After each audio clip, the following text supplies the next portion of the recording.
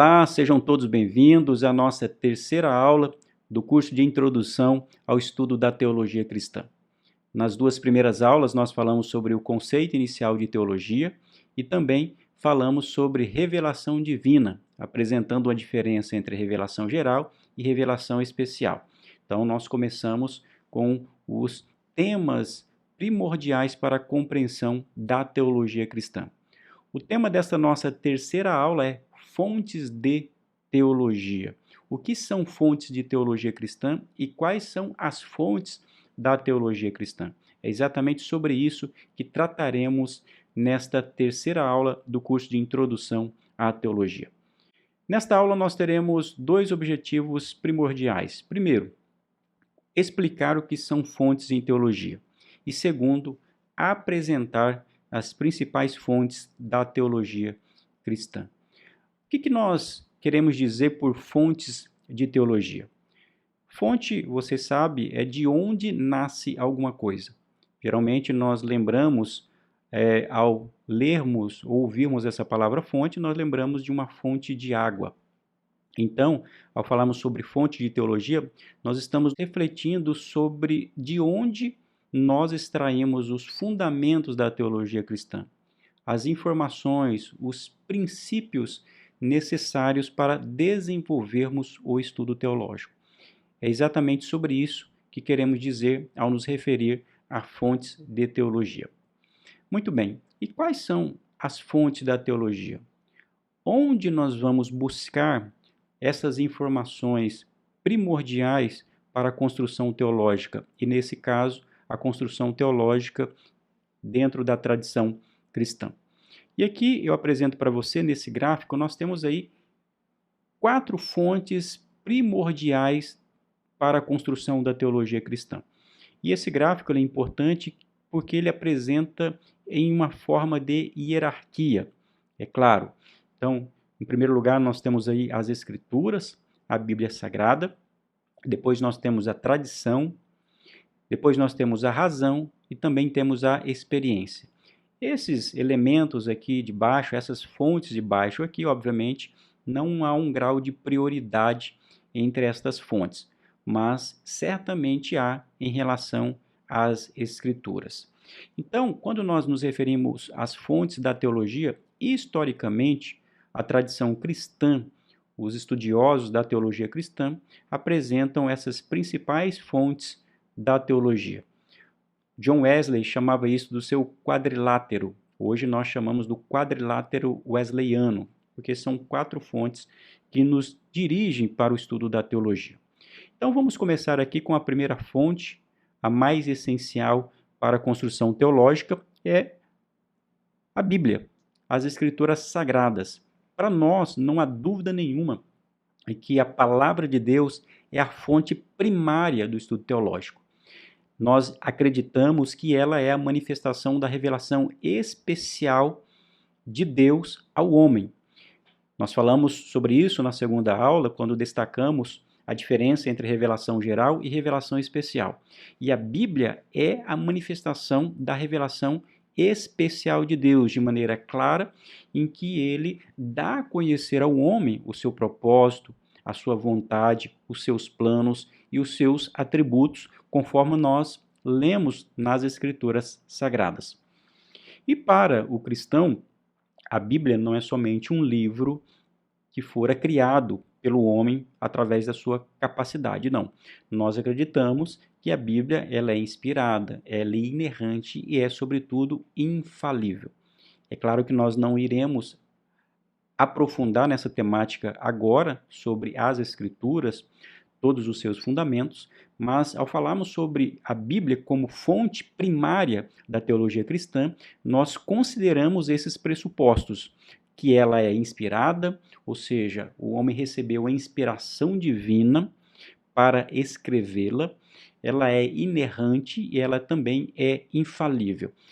Vamos aqui ler o que está em 2 Timóteo, capítulo 3, e o verso 16, que diz assim: toda a Escritura é divinamente inspirada e proveitosa para ensinar, para redarguir, para corrigir, para instruir em justiça. Então, sem dúvida alguma, ponto de partida para o fazer teológico, o bom desenvolvimento teológico, são as Sagradas Escrituras. A Escritura é a autoridade máxima para a fé e práticas cristãs, por ser inspirada por Deus e porque é o texto constitutivo da identidade cristã em termos de fé. O princípio que capta essa autoridade das Escrituras é o princípio reformado protestante, que é o sola scriptura, ou seja, a Bíblia contém a manifestação da vontade de Deus. A Bíblia é a palavra de Deus. A Bíblia não contém a palavra de Deus. A Bíblia é a própria palavra de Deus escrita, revelada e inspirada. Então, sendo ela a fonte primária do estudo teológico, então não há dúvida nenhuma que é o principal meio que nós nos valemos para a construção teológica. Toda teologia que prescinde das Sagradas Escrituras é uma teologia distorcida, é uma teologia equivocada. O primeiro passo para o fazer teológico começa exatamente pelo texto sagrado. Mas é claro, a Bíblia, dentro de uma tradição protestante, dentro de uma tradição cristã conservadora, ela é, de fato, a principal fonte de teologia. Só que as Escrituras precisam ser interpretadas. Ela precisa ser compreendida, ela precisa ser lida. Nós precisamos entender o contexto em que o texto ou os textos foram escritos, do Antigo e do Novo Testamento. Nós precisamos entender regras hermenêuticas, nós precisamos aplicar exegese para compreender as Sagradas Escrituras, é claro. E isso faz parte também do processo teológico. Para o bom desenvolvimento da teologia, nós precisamos compreender o cenário em que a Bíblia foi escrita, seja para nós também entendermos o próprio sentido literal das palavras.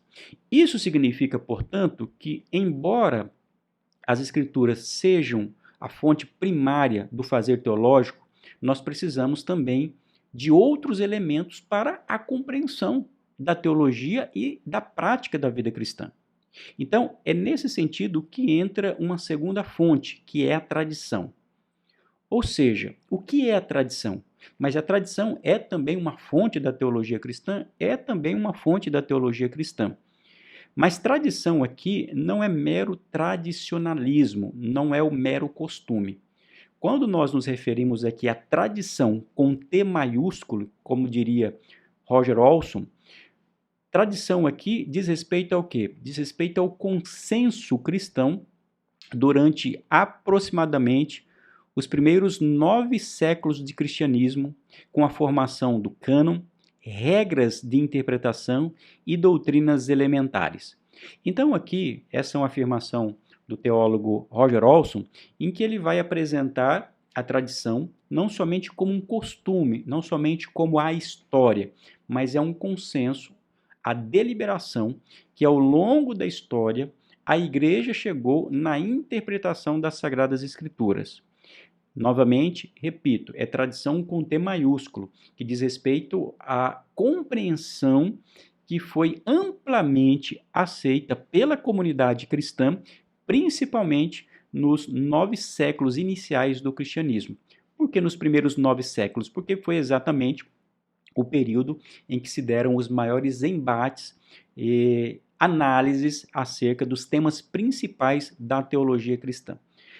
É claro, aqui vou citar uma frase do Roger Olson, ele diz o seguinte: os cristãos precisam de tradição interpretativa e de comunidades que a valorizem como secundária em relação à Escritura para definir a crença cristã autêntica. Veja aqui que Roger Olson está dizendo sobre a importância da tradição, porque ela nos leva a interpretar a Escritura, porém ela é secundária em relação à Escritura, ou seja, ela não se coloca acima da Escritura. Então aqui o Roger Olson está destacando a importância da tradição no fazer teológico, ou seja, nós nos valemos das Escrituras, mas para nós entendermos entendermos as Escrituras, nós precisamos de um consenso, ou seja, nós precisamos, dentro da comunidade cristã, avaliar aquele tema e chegar a um consenso daquilo que o texto sagrado está se referindo. E quando nós falamos aqui por consenso, nós estamos falando da autoridade, inclusive interpretativa da igreja. Porque se a igreja, assim nós acreditamos, ela é constituída por santos que receberam o Espírito de Deus para inspirar, para que possamos compreender a palavra do Senhor, então essa igreja também tem legitimidade e autoridade para interpretar a sua palavra. Mas é claro, sempre com o fundamento bíblico, até porque nós estamos falando de interpretação das Sagradas Escrituras. E quando nós falamos aqui em tradição, nós estamos falando desse consenso. É aquilo que o C.S. Lewis vai chamar de cristianismo puro e simples, ou seja, aqueles aspectos fundamentais da fé cristã, aquelas doutrinas essenciais da fé cristã que são compreensíveis e são aceitas pela maior parte do cristianismo. Aí nós estamos falando sobre o quê? Nós estamos falando sobre a existência de Deus, nós estamos falando da autoridade da Bíblia, nós estamos falando sobre a divindade de Cristo. Temas dessa natureza. E como nós chegamos até esse ponto? Nós chegamos até esse ponto utilizando interpretação de uma comunidade cristã. É isso que nós nos referimos como sendo tradição. É claro, e é importante aqui destacar esse ponto, que algumas vertentes da teologia cristã, alguns ramos do cristianismo, acabaram dando uma ênfase excessiva à tradição como fonte de teologia.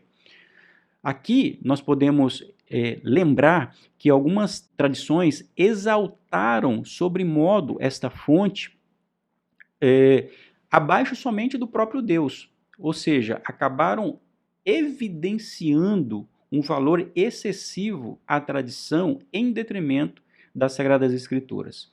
E aqui eu posso citar a própria Igreja Católica Romana, por exemplo. Ela declarou com bastante clareza em alguns de seus concílios, como o Concílio de Trento, Vaticano I e Vaticano II, a impossibilidade de separação entre a Escritura e a tradição, sendo a tradição concebida como processo do Espírito Santo falando à Igreja e dentro dela, primeiro por meio dos apóstolos e depois pelos seus sucessores, os bispos, pelos concílios da Igreja, pela Escritura e pelo povo fiel a Deus em oração, adoração e testemunho. Veja, esses elementos, de algum modo, fazem parte da tradição maior e mais ampla do cristianismo. Porém, dentro de uma leitura protestante da tradição, ela não aceita esse alto valor excessivo que a Igreja Católica Romana atribuiu à tradição, valorizando mais a tradição, mais a igreja enquanto instituição, em detrimento da palavra do Senhor. É claro, aqui diz respeito a uma exacerbação de uma fonte que deve ser considerada abaixo das Escrituras Sagradas. Os protestantes valorizam a tradição, nós valorizamos a tradição, porém, nós ressaltamos que a Escritura está acima da tradição e de qualquer outra fonte e norma teológica. Isso significa dizer que nenhuma tradição pode invalidar a Bíblia e a palavra do Senhor.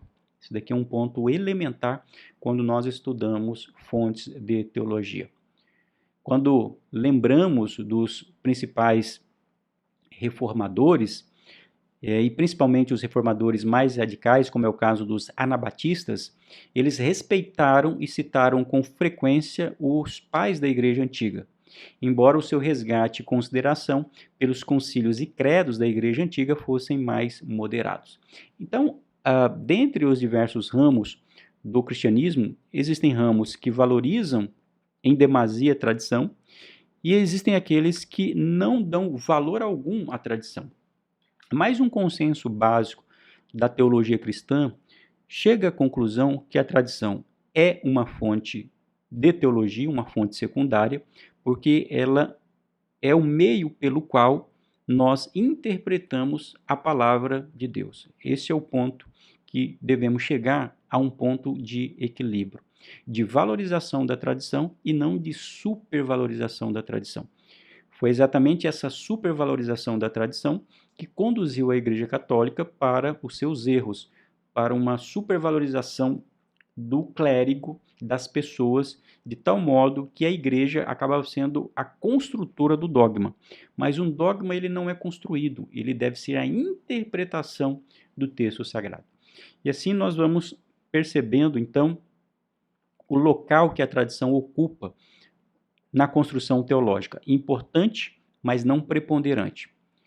Em terceiro lugar, a terceira fonte da teologia que nós também nos valemos, e de modo geral a teologia cristã enfatiza, é a própria razão. O que nós estamos dizendo aqui, ou nos referindo, ao colocar a razão como uma fonte da teologia? Esta fonte refere-se ao uso da racionalidade, especialmente a regra de não contradição, que proíbe a afirmação igual de proposições contrárias, a fim de alcançar coerência e inteligibilidade. Significa que sim, a teologia também se vale da razão, é claro, porque para nós fazermos teologia e pensarmos as escrituras, a vida cristã, os dogmas, nós precisamos fazer uso dessa racionalidade, dessa capacidade analítica que Deus dotou o ser humano. Não há dúvida nenhuma quanto a isso. Então, a razão é um elemento que deve se fazer presente no fazer teológico. Porém, mais uma vez, essa racionalidade a qual nós estamos nos referindo não é uma racionalidade que leva ao racionalismo, uma confiança absoluta na razão. Não é esse o sentido. Aqui a ideia de razão é uma faculdade mental inerente ao ser humano para compreender, discernir e tomar decisões refletidas e não contraditórias. Veja, em diversas ocasiões nós vamos ver a Bíblia nos apresentar a racionalidade como um elemento importante de vida, é claro, porque nós somos seres racionais, conscientes, porque fomos criados à imagem e semelhança de Deus, e ao mesmo tempo como uma regra de interpretação de coisas. Por exemplo, Jesus disse assim, olha, vocês não podem servir a dois senhores. Isso é uma questão lógica. Ele está dizendo, olha, se você servir a um senhor, você aborrece o outro. Isso é algo natural, é algo racional. Isso aqui tem a ver com a regra lógica do terceiro excluído. Ou é uma coisa ou é outra. Não há como fazer uma junção. E da onde nós extraímos um princípio para fazer esse tipo de aplicação? Da racionalidade. Então, esta é a ideia que nós adotamos de razão como fonte de teologia. Não é uma fonte autônoma, não é uma fonte independente, é uma fonte que depende das Escrituras Sagradas. Aliás, as Escrituras irão nos apresentar essa habilidade humana como uma faculdade inerente.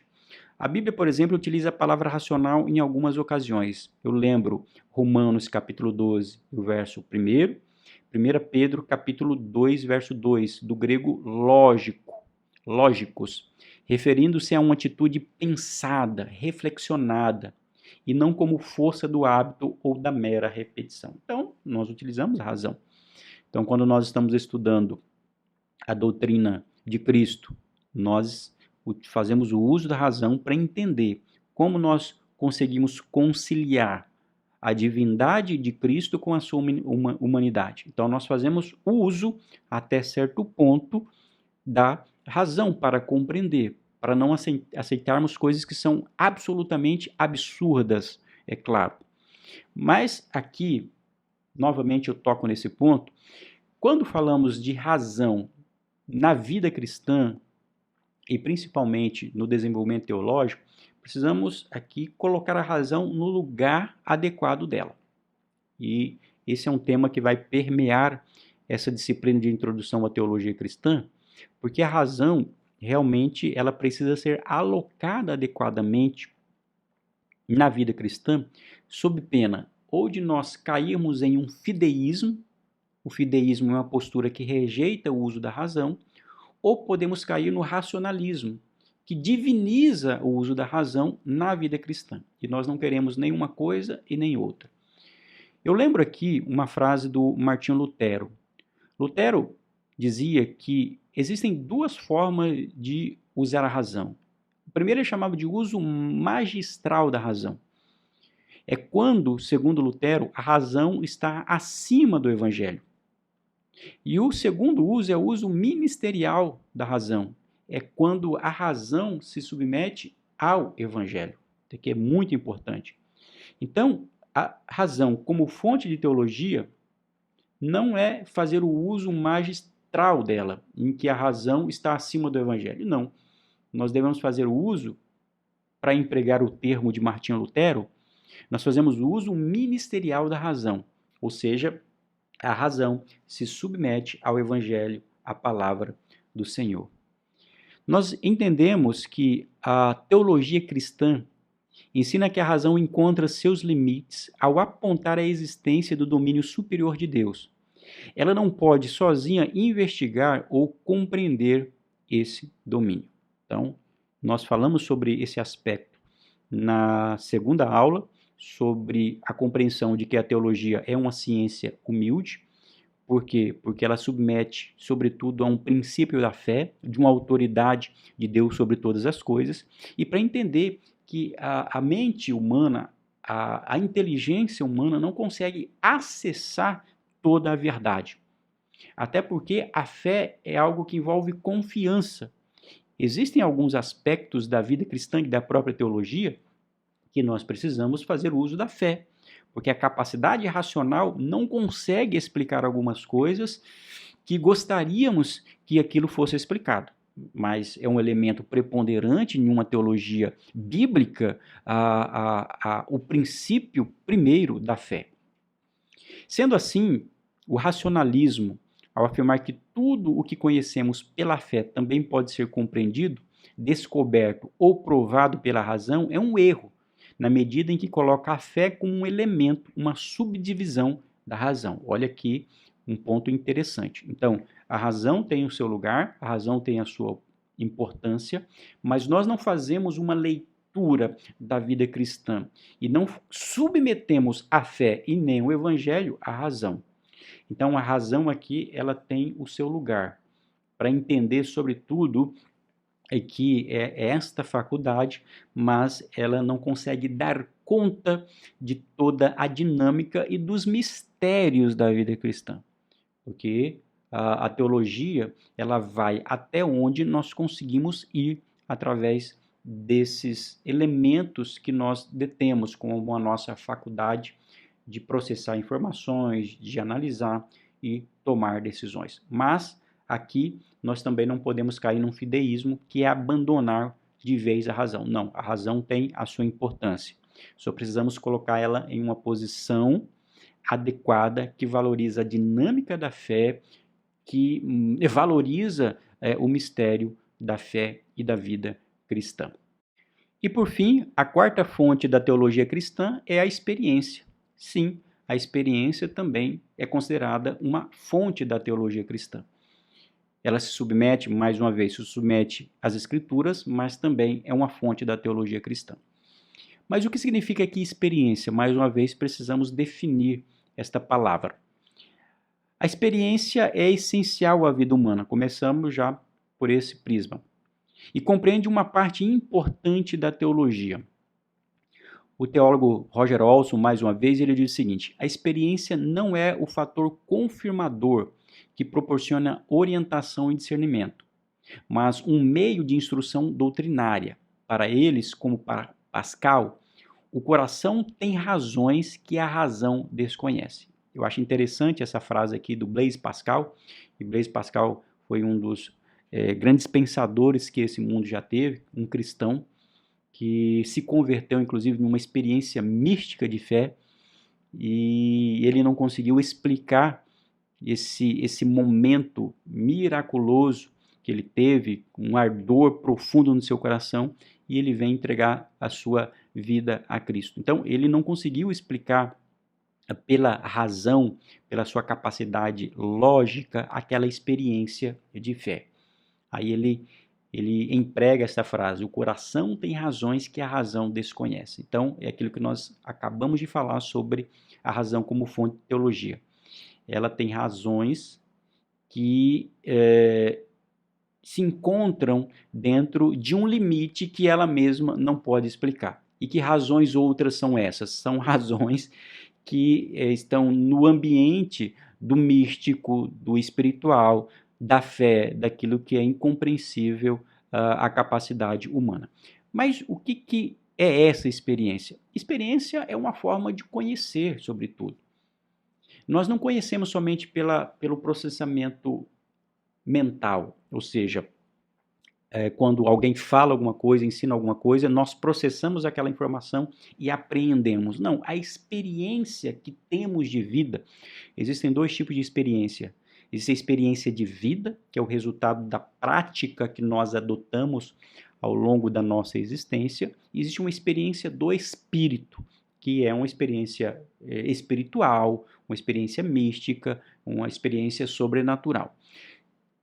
Aqui, quando nós falamos de uma experiência como fundamento da teologia, nós estamos levando em consideração essa experiência como uma forma de conhecer, ou seja, diz respeito aos nossos afetos, aquilo que eu vejo, aquilo que eu toco, aquilo que eu sinto, aquilo que invade o meu psicológico e as minhas emoções. Por quê? Porque o ser humano, ele é um ser integral, ele é composto de corpo, alma e espírito. Uma teologia cristã que pensa somente num aspecto da vida acaba passando por cima de vários outros elementos constitutivos do ser humano. E uma teologia bíblica sadia há de considerar o ser humano como um todo. Ora, se nós temos emoções, se nós temos afeições, se nós temos vontades, e todos esses elementos são empregados ou nós fazemos uso deles nas nossas experiências, então essas experiências são marcantes para nós e também constituem fontes para a teologia. Por quê? Porque se nós percebermos bem, a Bíblia Sagrada do Antigo e ao Novo Testamento é o conjunto de experiências de homens e mulheres que tiveram experiências com o Senhor, visões, histórias, profecias, ensinos. Então, a Bíblia Sagrada é o resultado de experiências. É claro, todo esse cânon que foi formado, ele foi ratificado, ele foi comprovado, e nós entendemos que todo esse texto é a revelação especial. Mas como nós compreendemos essa experiência hoje? Então, sim, esse aspecto afetivo faz parte da vida cristã. Isso faz parte da vida cristã, é um elemento que não pode ser desprezado no estudo teológico e no fazer teológico. Dentro de uma perspectiva pentecostal, eu recordo uma afirmação de um autor chamado Robert Menzies, no seu livro Pentecoste, Essa História é a Nossa História. Ele diz o seguinte: as mesmas experiências que os cristãos da igreja primitiva tiveram, nós também podemos ter. Ou seja, quando eu olho para a Bíblia e vejo que aqueles cristãos bíblicos passaram por experiências espirituais, e quando hoje eu também tenho experiências similares que são ratificadas pela Bíblia, sobretudo, isso aponta que essas experiências também constituem um elemento central do fazer teológico. Eu destaco aqui que essa dimensão da experiência é claramente acentuada na teologia pentecostal. Já que nós estamos enfatizando nessa nossa disciplina esse aspecto continuista, experiencial e pentecostal, então devemos também destacar que a experiência é um fator preponderante para a teologia pentecostal. Veja, e aqui é importante destacar muito bem, quando nós falamos de experiência, é preciso separar aquela experiência que é muito comum em uma teologia liberal e o pensamento existencialista. Tanto a teologia liberal quanto o pensamento existencialista valorizam a experiência pela experiência, dando-lhe valor absoluto. Não é isso que a boa teologia faz. ela considera a experiência como um fator preponderante e importante da vida espiritual, porque nós somos seres que pensam, mas são seres que se relacionam, que têm vontade, como eu já destaquei, emoções, e isso constitui uma forma de nós compreendermos e vivenciarmos essas verdades. E essas experiências, elas devem se submeter ao texto sagrado. Mais uma vez, a Bíblia está aqui, e aqui nós temos a experiência como um fator que deve passar pelo crivo dessa palavra. O pastor César Moisés, diz o seguinte: a experiência religiosa ou do espírito está na origem de todo o pensamento teológico e também no início de qualquer religião, inclusive e sobretudo das monoteístas e bíblicas, incluindo judaísmo e cristianismo. Não faz qualquer sentido desenvolver uma teologia sem experiência. Desenvolver ou estudar teologia desconsiderando a experiência é cair no racionalismo. É entender que o ser humano é um autômato, é uma pessoa que só pensa e que não sente. Olha, isso é desconsiderar a essência do ser humano. Mas aqui, novamente, eu preciso pontuar sobre os limites da experiência também. Porque a experiência ela não é absoluta, ela não dá a última palavra, mas ela ratifica a palavra de Deus, para demonstrar que a palavra de Deus ela é legítima, ela pode ser vivenciada, ela pode ser experimentada, que o Espírito é real, que Deus é real. Veja o que Alistair McGrath escreve no seu livro Teologia Sistemática, Histórica e Filosófica. O objetivo da teologia é a interpretação da experiência. A teologia equipara-se a uma rede que podemos lançar sobre a experiência, a fim de capturar o seu sentido.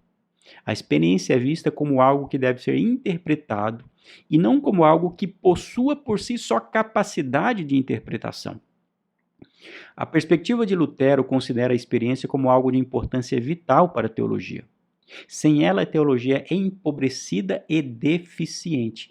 Porque acaba se convertendo em mero academicismo. Como uma concha oca vazia que espera por sua pérola. Contudo, a experiência por si só não pode ser tida como fonte teológica confiável, como eu já disse, independente, absoluta. Ela deve ser interpretada e revista pela teologia. A teologia interpreta nossos sentimentos, até mesmo a ponto de contradizê-los, quando são enganosos. Ela insiste na fidelidade de Deus e na realidade da esperança da ressurreição, mesmo nas ocasiões em que a experiência parece sugerir o contrário. Portanto, a teologia fornece-nos um apoio para que possamos compreender as contradições da experiência.